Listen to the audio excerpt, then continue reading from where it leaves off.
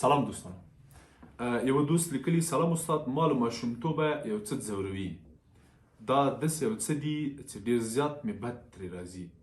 داسې یو څه چې چاته یې ویلی هم نسم، څه ورته کولی هم نسم، څه نه غواړم ورته وهم کم. کله کله خو مې اضطراب او سټرس هم زیات کړي. زه نه پوهېږم ستونزه څه ده. غواړم دا هر څه حل سي. نور یې ستړی کړی یم، نه پوهېږم څنګه یې ووایم. کله کله وایم که تاسو ته ووایم په نیمه کې پاتې نه سي، یا په دې څو دقیقو کې کیدای سي سم ځواب رانه کړي. ډول ډول فکرونه مې ذهن ته راځي. زه څه وکړم؟ تاسو پوهېږئ زه څه وایم؟ زما په څېر کس سره مخ سوي یاستئ؟ بلې خورکۍ. اجازه راکړه ووایم چې اول کې دا خبره تاسو سره شریک کړم چې ډېری خویندې داسې فکر کوي، ډېری خویندې ورونه داسې تصور کوي چې کیدای سي زه په یوې عجیبې او نادرې ناروغۍ اخته یم، او یا کیدای سي ډېره بده راته پېښه سوي، کیدای سي دا ستونزه په دې ستونزه زما څوک پوه نه سي. دغه ستونزه چې تاسو یاده کړله موږ سره شریکه مو کړه، حد اقل تر 1800 پورې مراجعین ما په همدغه ډول، په همدغه شکل، په همدغه رقم لرل. او موږ په دې برخه کې خاص تعریفونه لرو. دغه څه چې دی موږ دا زموږ په اډانه کې، زموږ په کار کې، زموږ په تجاربو کې یوه خاصه ناروغي ده. همدا چې یو څوک مقاومت کوي، یو څوک نه غواړي یو څه ووایي، یو څوک بغض لري، یو څوک یو شی ټینګوي، ساتي، ګڼې ستونزې او مسلې شته. اول خو باید یادونه وکړم چې بلې ته یوازینۍ خور نه یې چې دغسې یوه ستونزه لري، ته یوازینی کس نه یې چې دغسې یو مشکل لري، ته لومړی نه یې او وروستی به هم نه یې. څو مسلې غواړم در سره شریک کړم خورکۍ. اول دا چې دا ستونزه ډېر بحث ته اړتیا لري، ډېر زیات بحث ته اړتیا لري.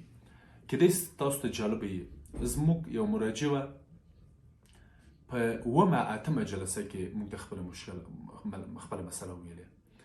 زما ځینې محصلین او ځینې همکاران او هغه کسان چې ما سره کار کوي د شاګردانو په حیث په ځینو مرکزونو کې، په کابل کې کار کوي، په ولایتو کې کار کوي، دغسې کیسې ډېرې راوړي چې استاد یو کس ده دغسې څو جلسې کې زه کار ورسره کوم خو خپله خبره نه کوي. بیا ما ورته ویلي چې دغه ټکنیک یا حرکت یا مورد وکاروئ، بیا هغوی ته خپل حال وایي او ستونزه حل کړي. بیا هغوی دا کار کړی. ډېر ځله په ورکشاپونو کې داسې پېښه سوې چې مثلا ما په ځینو ولایتونو کې ورکشاپونه لرل، ځینې ارواپوهانو ته مثلا په مزار کې، هرات کې، په قندهار کې. بیا چې کله دوی تللي دي، دوی ما ته ویلي چې استاد دغسې یوه مسله ده، څه وکړم؟ بیا ما ورته ویلي چې ورسئ داسې وکړئ. بیا دوی تللي ما کار یې کړی او هغه مسله یې وروسته له 4-5 میاشتو حل کړې، وروسته له 1 کال یې حل کړې. یا داسې مراجع موږ لره خورکۍ چې په 9مه جلسه کې هم د دوی هغه اصلي خبره خالي یا څرګنده نه سوه. په 12مه جلسه کې دوی خپله اصلي مسله، اصلي مشکل له موږ سره شریک کړی ده. موږ هم فشار نه پرې راوړو، موږ خپله په اتوماتیک ډول په یوه پروسه کې له دوی سره مخ ته ځو او د دوی د تداوی چارې مخ ته بیایو. زه باور لرم چې دا ستاسو ستونزه هم پراخ بحثونو او پراخو شاربلو ته ضرورت لري او بالاخره حل کیږي. دا مسله حل کیدونکې ده، یعنې په دې باور ولرئ چې دا مسله یو وخت حل کیږي او له منځه ځي او مشکل به حل سي. دا یو. دویم، ستونزه په څو برخو وویشه. راځئ یو کار وکړو. ستونزه په څو برخو وویشه. مثلا ته کورنۍ سره ستونزه لرې، ته د نامزد سره ستونزه لرې، ته د نامزدۍ په کولو کې ستونزه لرې، ته په درسونو کې ستونزه لرې، ته د ورور سره ستونزه لرې، ته د پلار سره ستونزه لرې، ته د خپل ځان سره ستونزه لرې، ته د خپلې خورلانې سره ستونزه لرې.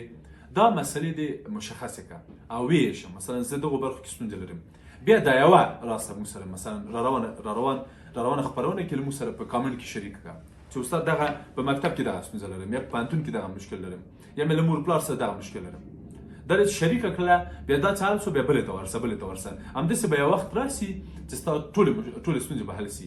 او داسې فکر مه کوه چې د تا ستونزه کیدای سي درک نه سي یا څوک پرې پوه نه سي.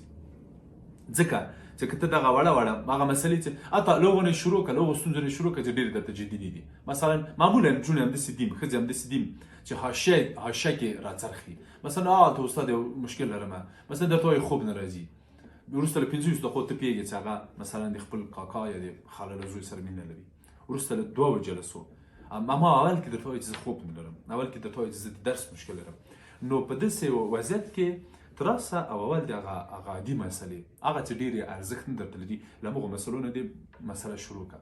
که له خپل دوست سره شریکې، د کورنۍ له کوم غړي سره شریکې، له ارواپوه سره شریکې، موږ ته په کامن کې شریکې، راځي مرکز ته دفتر ته تداوي دې کوې، هر ډول چې کوې له وړو مسلو شروع کړه. دا دویم مورد دی چې مرسته سره کولی شي. دریم مورد دا د خورکۍ. کله کله باید څه ونه وایو. اړینه نه ده چې ځینې مسایل موږ شریک کړو، حتما یې حل کړو. ځینې خبرې باید همداسې پاتې شي. ځینې رازونه، ځینې داستانونه، ځینې قصې باید همداسې پاتې شي. ځینې شیان باید، ځینې پټې بلاوې باید پټې پرېږدو. پټ شیان باید پټ پرېږدو. البته په داسې وضعیت کې چې تاسو څوک درک نه کړي، تاسو له یو مسلکي ارواپوه سره هم نه سئ کېناستی، نو ښه خبر دا ده چې خپل رازونه همداسې ګریسبند سرغوچ پټ کړئ او له خاورو لاندې کړئ، خاوره پرې واړوئ. دا مسله هم په یاد ولره. یعنې دا هم یوه بله مسله ده او یو جدي مسله ده چې دې ته دې پام وي. یعنې اړینه نه ده چې هره مسله ته ووایې، اړینه دا نه ده چې هره مسله ته خلکو سره شریکه کړي. ځینې خبرې باید همداسې د یوه عمر لپاره راز پاتې شي. ځینې مسایل حتی خپل ځان ته مه وایه. دا مسله هم شته. څلورم مورد، ځینې ناروغۍ هم د دې لامل ګرځي. یعنې ځینې اروایي ناروغۍ د دې لامل ګرځي چې موږ ځینې مسایل وساتو. لکه پاراناید، مثلا تاسو شک لرئ، پارانویا لرئ، په خلکو شک لرئ، ډار لرئ او خلکو سره شیان نه شریکوئ. حتی دا نه ورته وایئ چې د تاسو پلار چېرته کار کوي، تاسو څومره معاش لرئ، تاسو څو کلن یې، تاسو واده کړی که مو نه ده کړی. دا مسله د دې لامل ګرځي چې دا باید وشاربل شي، وسپړل شي. تاسو پاراناید یی که نه یې، پارانویا لرئ که نه لرئ. دویم هم د بارډرلاین یا د مرزي اختلال مسله ده. په مرزي اختلال کې هم تاسو راځئ او دا خپله مسله ډېره جدي کوئ چې استاد زه ډېر یو جدي مشکل لرم.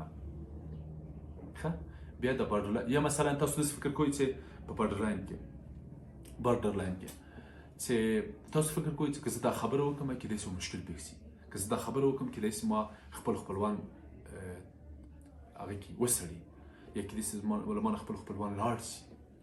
دا مسله هم د دې لامل ګرځي. کله کله د پر نفس اعتماد مسله وي چې تاسو ځینې شیان لرئ او تر اوسه پورې مو نه دي ویلي، دا هم یوه مسله ده.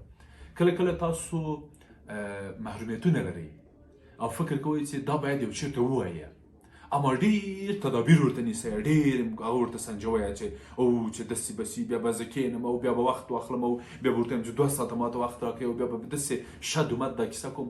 هغه دا مسله بله مشکل ده. ځینې وخت ځینې خطا مې، یعنې تاسو فکر کوئ چې ډېر زیات مشکل لرئ، دومره استاد دومره یو جدي مشکل لرم، پوهېږي استاد زه ډارېږم په دې باندې چې ته به ماته صحیح جواب راکړې که به یې رانه کړې. 15 دقیقو کې به دا د ما مشکل به په 1 ساعت کې حل شي که نه شي. یا مثلا ځینې مراجعین راځي ما دفتر کې دي، زه ورته وایم څه مشکل لرئ؟ استاد مشکلات خوځښت ډېر دي، له کومه ځایه درته شروع کړم؟ اخر کې چې شروع کړي یا ډېره عادي مسله وي، هېڅ شی هم نه وي، هېڅ څه نه وي. زه سړي ته خندا مې ورسي، دا اوس عیب چې دونه له خپله کوره تر دې جایه پورې ځان راسرګردانه کړی ده. عیب د دې چې ته د مونږ وخت پرې ضایع کوې.